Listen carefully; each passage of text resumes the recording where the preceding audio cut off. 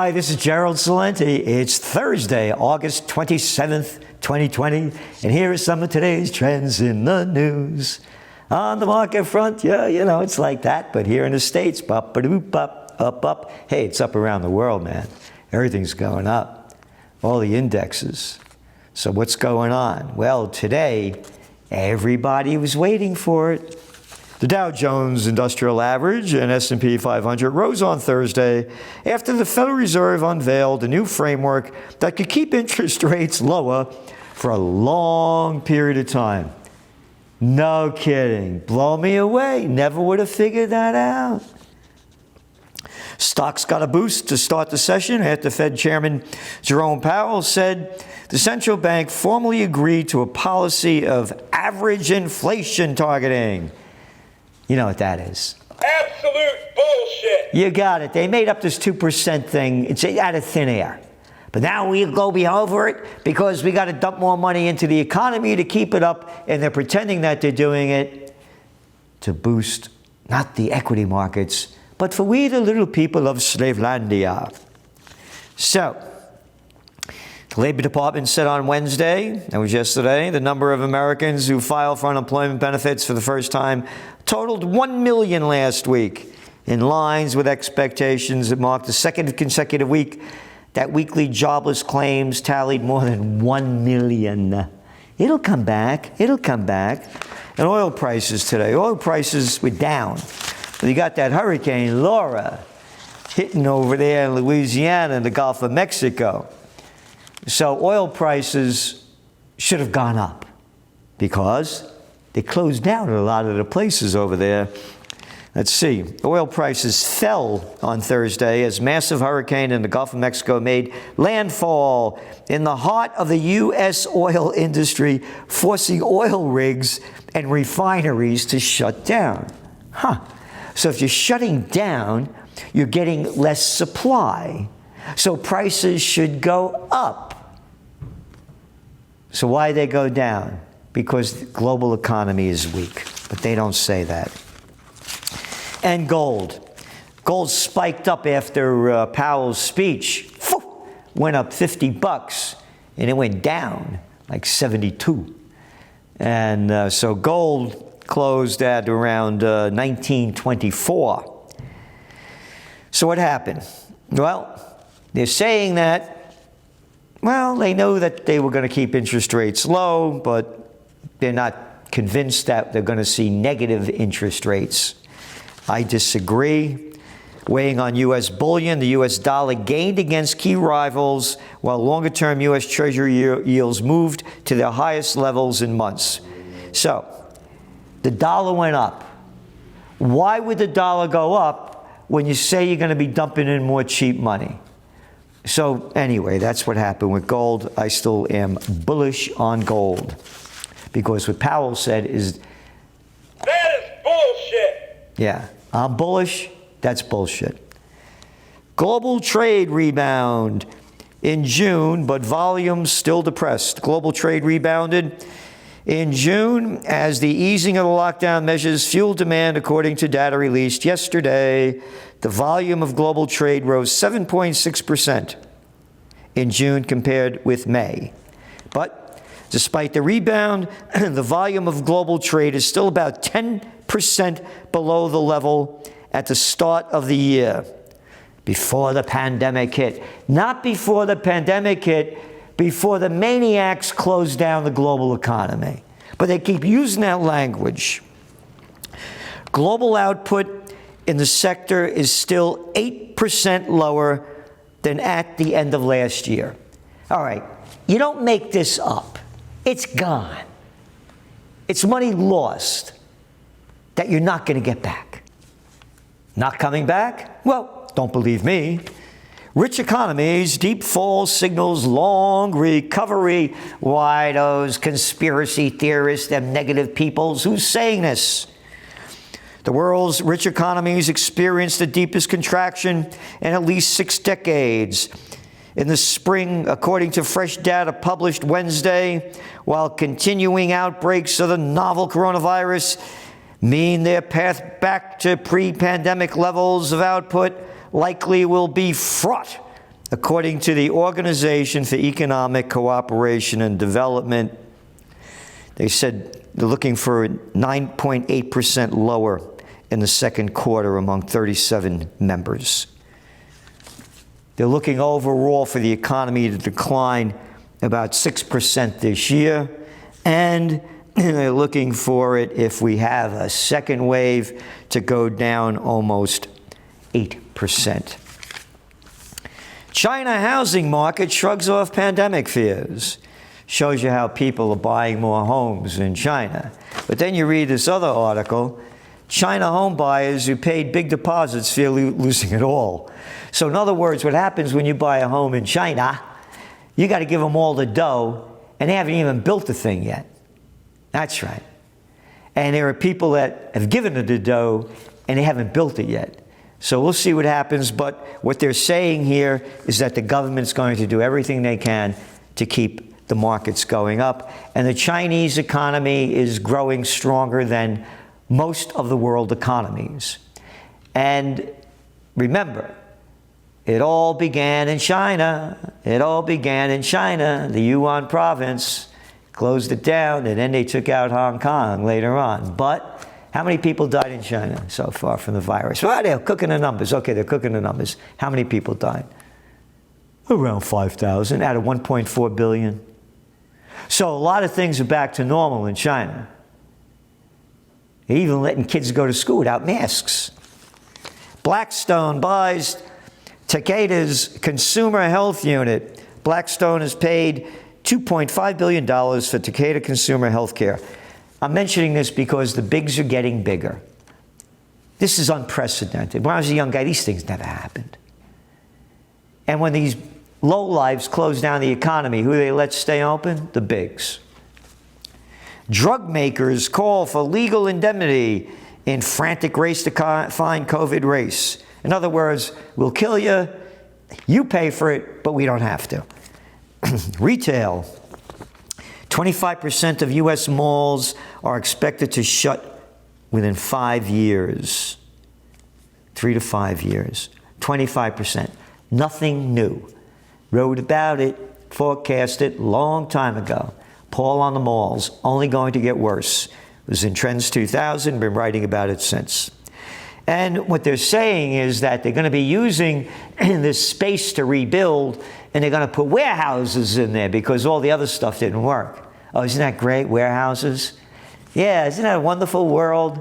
Yeah, from manufacturing to warehousing. You get a job stacking things, and yeah, it's great. Really makes you feel good. Not making anything, stacking things.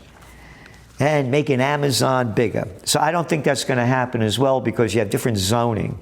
And you have zoning for retail isn't zoning for industrial. And that's industrial. And industrial, they pay lower taxes. So we're not going to see a lot of that. And according to Moody's Analytics, apartment development in the U.S. is expected to be down 15% in a post-COVID world. No kidding. We only said this would happen. And they're saying office development is going to be down 10%. And I say, bullshit! You got it. It's going to be down way more than that. Offices are going to go nowhere fast because people aren't going back to work.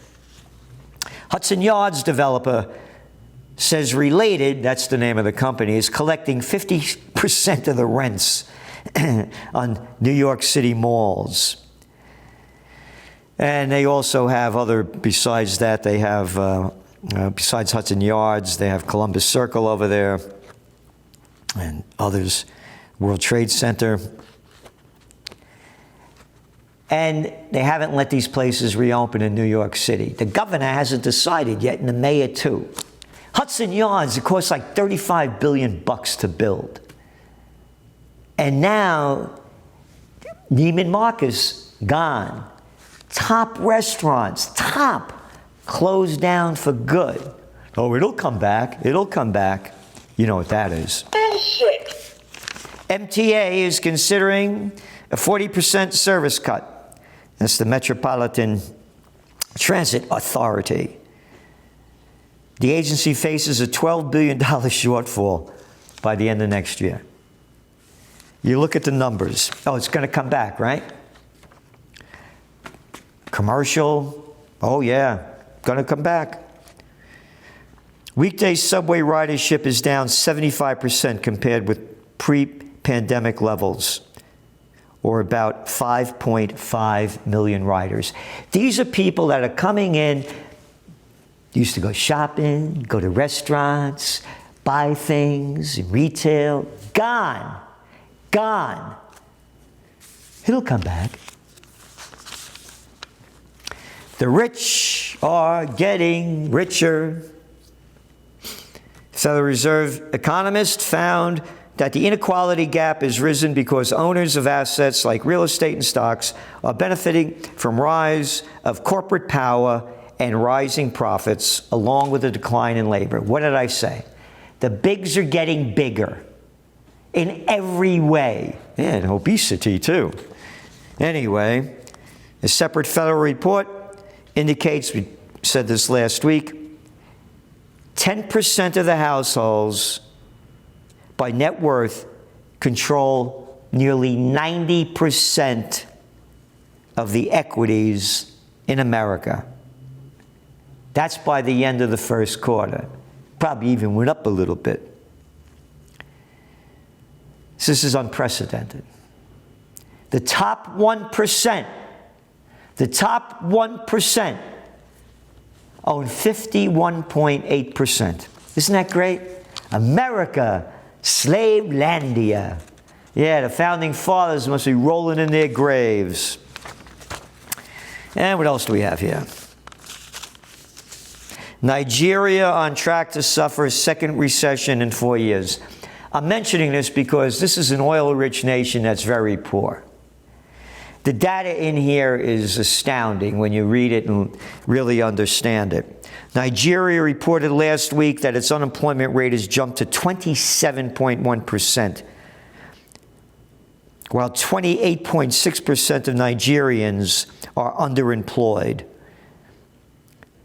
In the second quarter, Nigeria is Africa's largest crude oil producer, accounting for about half of government revenues. And it goes on and on here. The central bank has devalued the naira twice this year. So now you're looking at two things here. Civil unrest and migration. So the refugee issue is going to keep building up in Europe and other places. This is only an example of how it's going down so big, and people's minds are just focused where they live and where they're at, and not seeing the big picture. Because old problems bedevil Latin America's recovery. And it shows you how bad things are going on in Latin America. Gross domestic product in the region will plunge 8.2% this year. Again, more refugees, more violence, more crime in a country near you. This is important. The lockdown in Latin America were effective enough to kill the economies, but not effective enough to stop the virus, said Marcos Casarin, chief Latin American economist at Oxford Economics. This guy's right. They lock down these places, and this is true around the world, and it hasn't stopped the virus. Belgium is one of those examples. Belgium has one of the highest per capita rate deaths of the virus. And they go on to say here, Peru announced a range of stimulus measures to help the poor, but the virus ripped through its large open food market anyway, leading to per capita death toll that was the world's second highest after Belgium. So this isn't working. The lockdowns don't work. On to some other global news. Iran to open nuclear site to inspection by the United Nations. Iran has agreed. That's important because they can see the problems coming ahead and they want to do their best to divert them. With new arrests, Hong Kong police try to seize control of narrative. Not try to, they have. And as I said, I believe the virus, it broke out in the Yunnan province. They closed down parts of China. They closed down Hong Kong, put into control those strict Beijing rules that now China is totally in charge of Hong Kong. They could not stop the protests that began in 2019 in June. We wrote about them every week. They couldn't stop them. I was on Hong Kong TV a number of times, talking to them on the air, off the air. We're not going to stop. We're going to keep going. Over. Finished. And people out of the news. China used this, and so did other governments like India, South Africa, Chile. All where you had was one of our top trends in 2020, New World Disorder. It was out of control. Out of control before all this happened, and now it's really going to be out of control as economies implode. People go homeless, busted, demonstrations, riots, civil wars. And moving on, Australia, you ready for this, is ranked among the top 14 advanced economies on its handling of the coronavirus, according to a survey by its citizens. 94% of Australians thought the country handled the pandemic well. What do you got? 572 deaths over a 6-month period. That's out of 25.5 million people. They reclosed down Melbourne. Can't go out after 8 o'clock. We'll shoot you if you do. And over almost 400 at the lowest level of 572 came from elder care homes. And you lock down the place and the people love it. The people love it. Heil Hitler. Or I should say, Heil Hitler, you salute Stalin and you march to Mussolini. That's how easy it is to march the people off to war. I mentioned about Belgium. Yeah. The highest per capita death rate? 61% approve of them. Isn't that great? Only 50% of Americans approve. And I don't think the federal government should get in charge of anything. Anything. Let it go state by state. And let the people decide, not these little dictators. Obesity increases risk of COVID-19 by 48%, study finds. Obesity increased the risk of dying of COVID-19 by nearly 50% and may make vaccines against the disease less effective, according to a comprehensive study using global data. University of North Carolina, Saudi Health Council, and World Bank. All right? Elderly, obese, people suffering from chronic diseases, lung disorders, type 2 diabetes, and we love what the government did. We love what the government did to lock us down and put fear in our hearts and make us the cowards that we are. And getting flu shot may prevent twindemic, doctors say. This is propaganda from the toilet paper record, the New York Times. This is what they say. Absolutely. Are influenza vaccines safe? Absolutely. Despite unfounded fears. This is not reporting. That's pure propaganda using that kind of language. Everyone above the age of 6 months should get a vaccine, a flu vaccine, says Dr.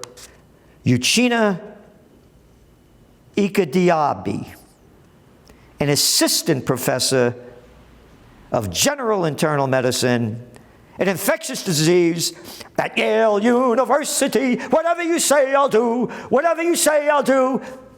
Can you imagine this crap? 6 months. Hey, these vaccines are okay. You come out of your mother's womb, we shoot you up right away. Your conspiracy theory if you say it's bad, and we'll ban you from Facebook and all the others. That's the world today. And then, New York Police Department will increase patrols on weekends. Well, you look at the data here. The number of shooting victims was up 162%. Shooting incidents rose 166% during the 4-week period ending August, compared with the same period in 2019. Shooting incidents rose 87% from January 1st to August 23rd. The city recorded 48 homicides in the 4-week period ending August 23rd, a 50% increase. 35% increase of 208 homicides recorded during the same period, 2019. On and on. Said it was going to happen. When people lose everything, have nothing left to lose, they lose it. We said it in the Trends Journal in March, that people would be leaving big cities, densely populated areas, and that crime would rise. And here you go. Because that's what they're focusing on now in the presidential reality show on the Republican front. And this reminds me of when I was a youth, back in college, 1968. And I, Gerald Celente, was stupid enough to vote for Richard Nixon. That's how out of touch I was. And all the protests were going on. Chicago, Democratic National Convention, and all the anti-war protests. And what did Nixon do? All the protests? We got to stop this. We got to stop this. We got to stop this. More militarization, more police force. And he won, and Trump is playing the same card. And finally, in playing stupid cards, again, Democrats or Repulsivekins. House Speaker, Nancy Pelosi, House Speaker. You should clean my house, House Speaker. What a freak show. No, I like Mitch McConnell better. What a bunch of jerks running this show. What a freak show in front of everybody's eyes. Yeah, the presidential reality show. Yeah, Disney World. Goofy against Donald Duck. Anyway, Speaker Nancy Pelosi said Thursday, today, she doesn't think there should be any presidential debates ahead of the November election, arguing that Democratic presidential nominee Joe Biden shouldn't legitimize a discussion with President Trump. Legitimize it? How do you? He's a president, whether you like him or not. And I don't like him. How dare you say that? Oh, you mean you're afraid that Joe may step on his toe? What day is it? Where am I? How did I get here? I don't think there should be any debates, Pelosi told reporters. I do not think that the President of the United States has comported himself in a way that anybody has any association with truth, evidence, data, and facts. Like the murderers before you, huh? I love that Obama. Now, there was a dignified guy. He knew how to talk properly, unlike you, Celente, that gets angry. President Obama was very gentlemanly as he murdered people all over the world. 4,000 with drone strikes. Hey, I'm really good at killing people. Remember that one in the book Double Down? That guy Gaddafi, I want him out of there. I don't care if we destroy all of Libya like we did. I want him out of there. But he's dignified. He deserves to be debated. I want that guy Assad out of there. Hey, more troops in Afghanistan. Nancy Pelosi, another girl, born on third base with an attitude and thought she hit a home run. Daddy was in charge of Maryland, Baltimore. That's how she got in there. What are they worth? About $500 billion? About $400 million? Look at these arrogant people telling us what to do. Don't forget to vote. Don't forget to vote. This is Gerald Celente, and that's some of today's trends in the news. The COVID-19 war has changed the world, but who's prepared? What's next? It's in your Trends Journal. Trends Journal subscribers are prepared. Subscribe to the Trends Journal. Read history before it happens. From the world leader in trend forecasting.